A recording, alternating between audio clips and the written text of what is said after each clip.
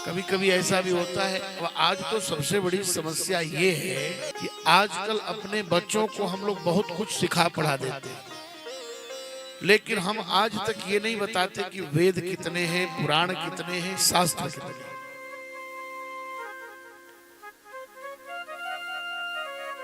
ये भी जानना बहुत जरूरी है हम सनातनियों को। और धर्मों में तो पहले यही बताया जाता है, लेकिन हमारे धर्म का दुर्भाग्य ये हो गया है कि हम इतने आधुनिक और इतने एडवांस हो गए हैं कि हम अपने संस्कृति और संस्कार को भूलते जा रहे हैं।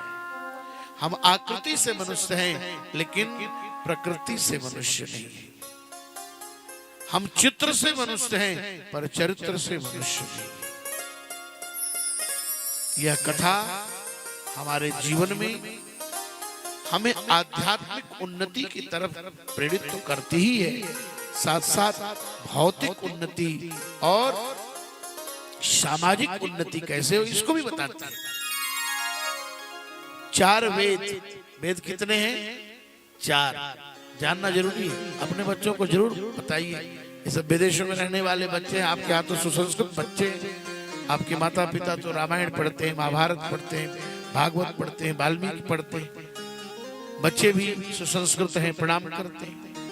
कई जगह तो हम लोग जाते हैं, बच्चे दूर से मम्मी पापा कहते थक जाते हैं, गुरुजी का पैर छू नमस्ते। और ऐसे ऐसे ईसाई मिशनरियों में पढ़ते हैं तो याद लग गई।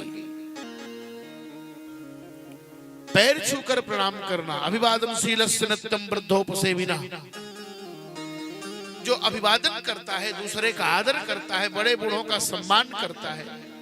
आज तो बसों में देखिए, ट्रेन में देखिए, बूढ़े लोग खड़े रहते हैं, असहाय लोग खड़े रहते हैं, माताएं बहनें खड़ी रहती हैं, और आजकल के नौजवान सीट चेक करके बैठे हैं। अगर वो बेचारी बैठना चाहे, कोई बूढ़ा व्यक्ति बैठना चाहे तो उसको धक्का देता है।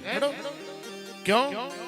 क्योंकि उनके जीवन में भौतिक ऊंचाई है, लेकिन आध्यात्मिक ऊंचाई नहीं है।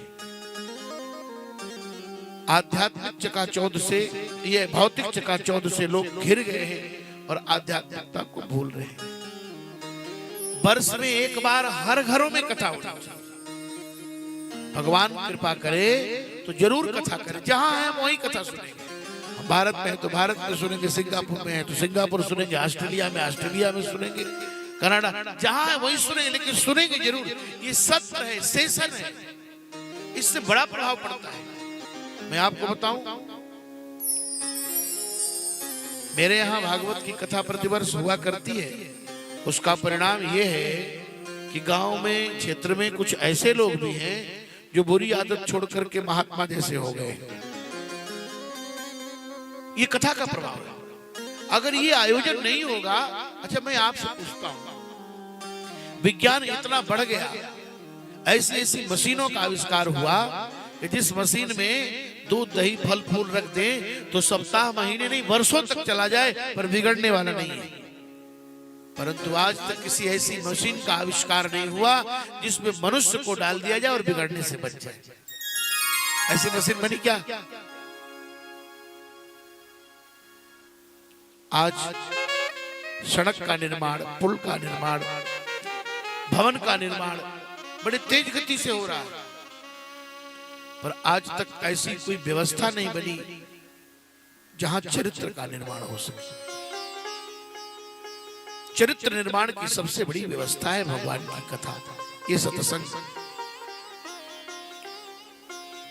आज प्रदूषण इतना फैला हुआ है महाराज। अभी कोरोना महामारी आई, 2 गज दूरी, 2 गज दूरी मास्क जरूरी, क्या क्या हुआ। बोले भैया क्यों? बोले प्रदूषण चल रहा है, थोड़ा दूर रहो, सैनिटाइज कर लो, ये करो वो करो। तो बाहर के प्रदूषण से मुक्त होने के लिए तो हमको अभियान सरकार का जो चल रहा था उससे जुड़ना पड़ा। बाहर के अभियान से मुक्त होने, बाहर की प्रदूषण से मुक्त होने के लिए अभियान से जुड़ना है, लेकिन भीतर का प्रदूषण तो तब खत्म होगा जब हम भगवान से जुड़ेंगे। जब तक भगवान से नहीं जुड़ेंगे तब तक काम, क्रोध, लोभ, मोह, मान, मद, ईर्ष्या, रागत, द्वेष, प्रमाद, उन्माद, अवसाद, विषाद, विवाद, क्लेश, कलह, कलमश, ये जो हमारे अंदर बैठा हुआ है, ये समाप्त होने वाला नहीं है। श्री राम कथा हमारे जीवन में परिवर्तन लाती है।